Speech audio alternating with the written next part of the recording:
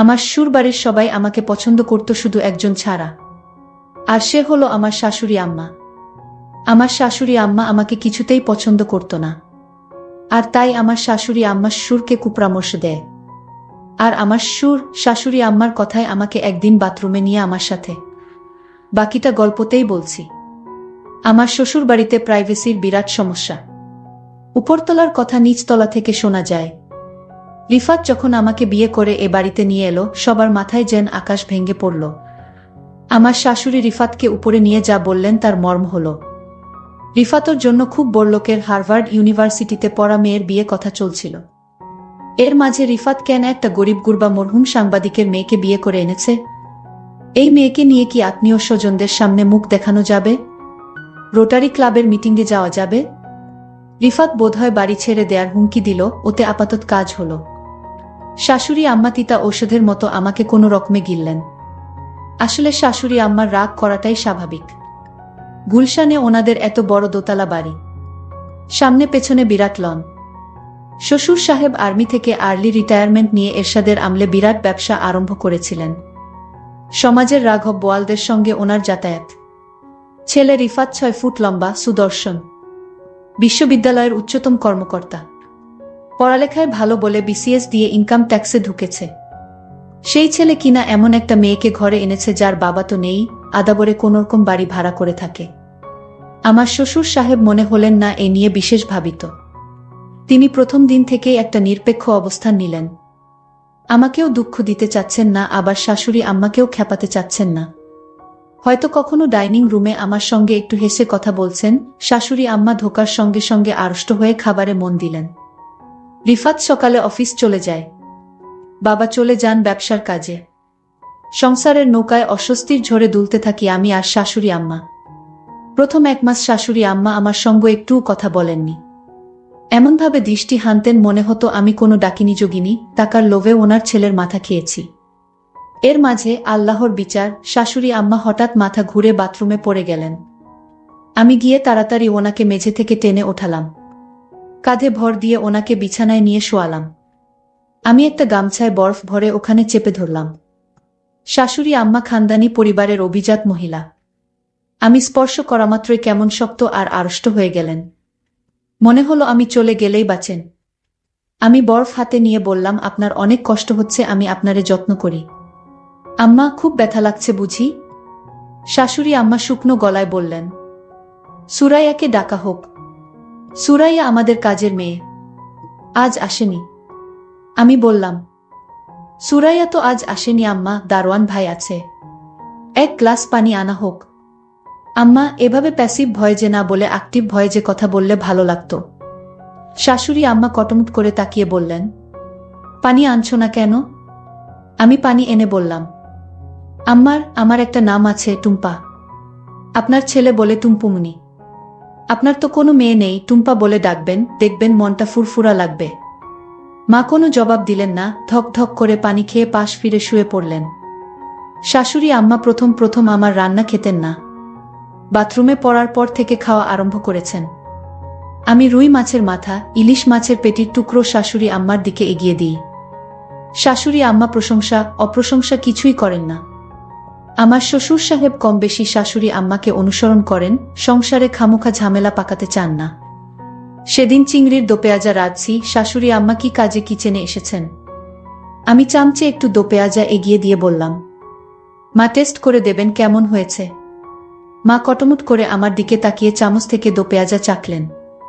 তারপর বললেন, বাড়িতে নারকেলের পাউডার আছে, ওটা দিয়ে মালাইকারি রেঁধো, মজা হবে। যাওয়ার সময় একবার ঘুরে বললেন, এটাও খারাপ না, তোমার বাবা পছন্দ করবেন। আমার নিজের মা খুব সংকোচে মাঝে মাঝে ফোন করেন। আমি যে এভাবে হুট করে বিয়ে করব সেটা মাও জানতেন না। অথচ আমি এ বাড়িতে আসার 3য় দিন আমার শাশুড়ি আম্মা মাকে একচোট কথা শুনিয়ে দিয়েছেন।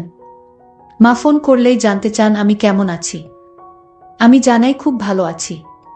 মা কি বুঝেন কে জানে, মন খারাপ করে ফোন রাখেন। এভাবে মাসের পর মাস কেটে যাচ্ছিল। শাশুড়ির মনের তাপমাত্রা কিছুতেই 0 ডিগ্রি সেলসিয়াসে উপরে ওঠানো যাচ্ছিল না। সম্পর্কের বরফ গলতে সময় লাগছিল। অবশেষে একদিন সন্ধ্যায় আমি শাশুড়ি আম্মার প্রাণ ভোমরার সন্ধান পেলাম। আমাদের বাড়িতে রাত 8টায় খাওয়ার নিয়ম। রাতের খাওয়া শেষ হলে একটু গুছিয়ে আমি সোজা বেডরুমে চলে যাই। তখন থেকে সকাল 7টা পর্যন্ত সময়টা রিফাত আর আমার। এই সময়টা আমি অর্জন করি সারাদিন শাশুড়ি আম্মার অবহেলা সহ্য করে। পারতপক্ষে তখন আমি ঘর থেকে বের হই না। আমি আর রিফাত মনের সুখে মুভি দেখি। সেদিন কি কারণে বেরিয়েছি? ওমা, দেখি ড্রয়িং রুমে শাশুড়ি আম্মা একা একা খিলখিল করে হাসছেন। ওনার এরকম হাসি আমি কখনো শুনিনি। দরজার কাছে গিয়ে দেখলাম শাশুড়ি আম্মা স্টার প্লাসে শ্রীমান শ্রীমতী নামের এটা সিরিজ দেখছেন। আমি আস্তে করে গিয়ে শাশুড়ি আম্মার পাশে বসলাম। আম্মা একবার কটমট করে আমার দিকে তাকালেন। তারপর আবার টিভিতে মনোনিবেশ করলেন। হাসির মুভি তো চাইলেও গম্ভীর থাকতে পারছিলেন না, একটু পর পর ফিক করে হাসছিলেন। আমিও হাসিতে যোগ দিয়ে বললেন, আম্মা দেখেন মনীষা এটা কি করল। যাই হোক, আমি শাশুড়ি আম্মাকে সবসময় হাসি খুশি রাখার চেষ্টা করতাম, কিন্তু শাশুড়ি আম্মা আমাকে পছন্দ করত না। শাশুড়ি আমার সাথে সবসময় আচরণ খারাপ করে। মনে হয় এ বাড়িতে আমি তাদের শত্রু। আমার স্বামী আমাকে অবশ্যই পছন্দ করে, কিন্তু আমার শাশুড়ি আম্মা আমাকে পছন্দ করে না। এক রাতে শাশুড়ি আম্মা আমার শ্বশুরের সাথে কানাকানি করছে। ফিসফিস করে আমার বিরুদ্ধে কি যেন বলল, আমি তেমন কিছু বুঝতে পারিনি। তবে এরপর দিন থেকে বাড়িতে আমি আমার শ্বশুরকে অন্যরকম দেখতে পেলাম। শ্বশুর আমাকে আগে যেভাবে বোমা বলে ডাকতেন, আজ আর তার মুখে সেই মধুর ভাষা নাই। প্রতিদিন সকালে নাস্তা করার সময় শ্বশুর আমাকে নিয়ে একসাথে নাস্তা করতেন, কিন্তু আজ আমাকে ডাক দেয়নি একসাথে নাস্তা করার জন্য। আমি বুঝে গেছি শাশুড়ি আম্মার কান পড়া পেয়েছে। জানি না আমার সাথে কি হয়। এরপরের দিন আমি আমার রুমে ঘুমাতে গেলাম। তারপর শ্বশুর আব্বা গভীর রাতে আমার রুমে প্রবেশ করল। আমি শ্বশুর আব্বাকে জিজ্ঞেস করলাম, বাবা আপনি এত রাতে আমার রুমে কেন? শ্বশুর আব্বা বললেন, শোনো মা, আমি তোমায় একটা কথা বলতে চাই। তুমি আমার কতটা রাখবে? কি কথা শ্বশুর আব্বা? শ্বশুর আব্বা বললেন, শোনো মা, এই বাড়িতে থাকতে হলে তুমি আমার একটি কথা রাখতে হবে। শ্বশুর আব্বাকে বললাম, কি কথা? কিন্তু শ্বশুর আব্বা বললেন, অন্য একদিন বলবো, আজ থাক, এখন তুমি ঘুমাও। শ্বশুর আব্বার মধ্যে আমি এক অন্যরকম দৃষ্টি দেখতে পেলাম, যা আমি আগে দেখিনি। এ বাড়িতে আমি প্রায় 6 মাস ধরে আছি। আজ শ্বশুর আমাকে কি বলতে চেয়েছিল তা আমি জানি না। এর 2-3 দিন পর আমি লক্ষ্য করলাম শ্বশুর আব্বা আমাকে তার মনের ভিতর লুকায়িত কথাটা বলার চেষ্টা করছে। আমি মনে মনে চিন্তা করলাম, শ্বশুর আব্বা কি বলতে চায় তা আমি শুনতে চাই। পরের দিন রাতে আমার শরীরে প্রচণ্ড জ্বর আসছিল, আমার খুব খারাপ লাগছিল। আমার পাশে কেউ নেই, একা একা রুমে জোরে আমি কাকড়াতে লাগলাম। এমন সময় হঠাৎ শ্বশুর আমার রুমে প্রবেশ করল। আমি শ্বশুর আব্বাকে দেখে চমকে গেলাম। আমি বললাম, শ্বশুর আব্বা, আমার শরীরের প্রচণ্ড জ্বর, আমার মাথা ব্যথা করছে। শ্বশুর আব্বা বললেন, মা, আমি তোমার মাথায় একটু ম্যাসাজ করে দেই, তাহলে তোমার মাথা ব্যথা কমে যাবে। আমি বললাম, শ্বশুর আব্বা, আপনার কষ্ট করতে হবে না। আমি বুঝতে পারলাম শাশুড়ি যেদিন শ্বশুরকে কানে কানে কিছু বলার পর থেকেই শ্বশুর আমার সাথে এমন ভালো ব্যবহার করছে। জানি না এটা কি ভালো ব্যবহার নাকি আমার সাথে অন্য কিছু হতে যাচ্ছে। যাই হোক, শ্বশুর আব্বা বললেন, মা, তোমার শরীরের অনেক জ্বর, তাছাড়া তোমার মাথা ব্যথা করছে, আমি তোমার মাথায় ম্যাসাজ করে দেই। আমার মাথাটা এত ব্যথা করছিল, আমি কিছুতেই আর না করতে পারলাম না। আর তাই শ্বশুর আব্বা আমার মাথায় মালিশ করে দিচ্ছিল। আমার খুব ভালো লাগছিল। আমার মাথা ব্যথাটা অর্ধেক কমে গিয়েছে। শ্বশুর আব্বা আমাকে বললেন, মা, আমি তোমার আর কোথায় মালিশ করে দিব? আমি বললাম, বাবা, আমার মাথা ব্যথা কমে গিয়েছে, আমার আর মালিশ করা লাগবে না। আপনি এখন রুমে গিয়ে ঘুমান। শ্বশুর আব্বা বললেন, ঠিক আছে বৌমা, তাহলে তুমি ঘুমিয়ে পড়ো, আমি সকালে আবার আসব।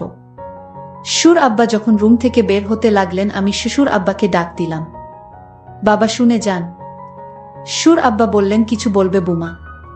আমি বললাম, হুম বাবা, আপনি আমাকে কি কথা বলতে চেয়েছিলেন? বলবেন বলবেন করে আর বলা হলো না। শ্বশুর আব্বা বললেন, মা, আমি তোমাকে যে কথাটি বলতে চাচ্ছি সেই কথাটা বললে তোমার মনটা খারাপ হয়ে যেতে পারে। বাবা আপনি বলেন, আমার মন খারাপ করব না। আপনি আমার বাবার মতো, আপনি যা বলবেন আমি তা মেনে নিব। শ্বশুর আব্বা বললেন, তার আগে তোমাকে আমার সাথে বাথরুমে যেতে হবে। আমি বললাম, বাবা বাথরুমে কেন? দরকার আছে, তুমি চলো, গেলেই বুঝতে পারবে। আমি অবাক হয়ে গেলাম তার কথা শুনে। আমি বললাম, ঠিক আছে বাবা, চলেন বাবা। তারপর বাথরুমে গিয়ে যা দেখলাম তা দেখে আমার মনে হলো আমার চোখ কপালে উঠে গেল। 4টা ক্যামেরা লাগানো। আমি বললাম, বাবা এখানে ক্যামেরা লাগনো কেন? বাবা বললেন তোমার শাশুড়ি আম্মা এই ক্যামেরা লাগিয়েছে। আমি জিজ্ঞেস করলাম কেন এখানে ক্যামেরা লাগানো হয়েছে। সুর আব্বা বললেন তোমাকে ব্ল্যাকমেইল করার জন্য এখানে ক্যামেরা লাগানো হয়েছে। তোমার স্নানের অনেক ভিডিও তোমার শাশুড়ি আম্মার কাছে আছে। আমি বললাম সুর আব্বা আমি যেদিন প্রথম বাথরুমে স্নান করতে এলাম সেদিন আমি এই ক্যামেরা লক্ষ্য করছিলাম, আর তারপর থেকে আমি এই বাথরুমে স্নান করি নাই। আমি এই বাড়িতে যেদিন পা রাখলাম সেদিনই বুঝতে পারলাম আমার শাশুড়ি আম্মা আমাকে এ বাড়ি থেকে তাড়ানোর জন্য আমার সাথে এমন কিছু একটা করবে। কিন্তু আমি তো আর বোকা না, আমিও সতর্ক হয়ে গেলাম। সুর আব্বা আমাকে বলল তাহলে আমি যে ভিডিও দেখলাম সেটা কার ভিডিও? আমি বললাম বাবা আপনি ভালো করে লক্ষ্য করে দেখেন সেটা আমি না, আপনার নিজের মেয়ের ভিডিও। বুমার কথা শুনে চমকে গেলাম। আমার মেয়ের ভিডিও আর আমি চিনি না। সুর আব্বা আমার কথা শুনে দৌড়ে শাশুড়ির রুমে গেল আর বলল ভিডিও প্লে করো, এটা তো বুমার ভিডিও না, এটা আমাদের নিজেদের মেয়ের ভিডিও। তুমি যার ভিডিও ইন্টারনেটে ছেড়ে এ বাড়ি থেকে বের করতে চাইছো সেটা তো বুমা না, সেটা আমাদের নিজেদের মেয়ের ভিডিও। সুর আব্বার কথা শুনে চমকে গেল শাশুড়ি। আমি তখন আমার শাশুড়ি আম্মাকে বললাম দেখুন আপনারা আমাকে যতটা বোকা ভাবছেন আমি ততটা বোকা না। আপনারা আমার মানসম্মান নষ্ট করতে চেয়েছিলেন, কিন্তু আল্লাহর কি খেলা, এখন আপনার মেয়ের মানসম্মান নষ্ট হতে চলেছে। শাশুড়ি বলল তুমি তো অনেক চালাক মেয়ে, আমি ভেবেছিলাম তুমি বোকা, আজ দেখলাম তুমি তো অনেক পাকা একটা মেয়ে। এমন সময় আমার স্বামী আমার ঘরে এসে হাজির, আমাদের কথাগুলো শুনছিল। আমাদের কথাগুলো আমার স্বামী শুনে মাকে বললেন মা আপনি আপনার বুমাকে এমনটা করতে চেয়েছিলেন। আপনার বুমাকে পছন্দ না হলে আমাকে বলতেন, আমি এ বাড়ি থেকে আমার স্ত্রীকে নিয়ে চলে যেতাম।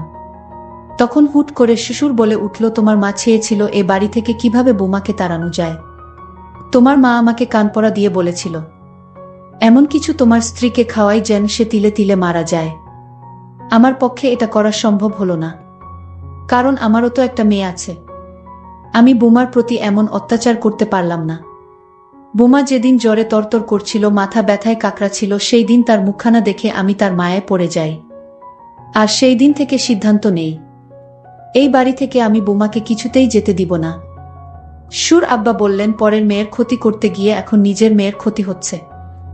সুর আমার স্বামীকে বললেন বাবা তোকে আমি গুলশানে আরও একটা বাড়ি কিনে দিচ্ছি, তুই সেখানে বুমাকে নিয়ে চলে যা, নতুন করে সংসার শুরু কর। শাশুড়ি আম্মা তখন হাউমাউ করে কান্না করে বলল আমার ভুল হয়ে গেছে বুমা, তুমি আমায় ক্ষমা করে দাও। আমি বললাম মায়েরা কখনো ক্ষমা চাইতে নেই, মা আমাদের সাথে আপনিও থাকবেন এটাই আমি চাই। প্রিয় বন্ধুরা তোমাদের কাছে গল্পটি কেমন লাগলো তা কমেন্ট করে জানাতে ভুলবে না। আর এরকম নতুন নতুন ভিডিও পেতে আমাদের চ্যানেলটিকে সাবস্ক্রাইব করে পাশে থাকবেন। ধন্যবাদ।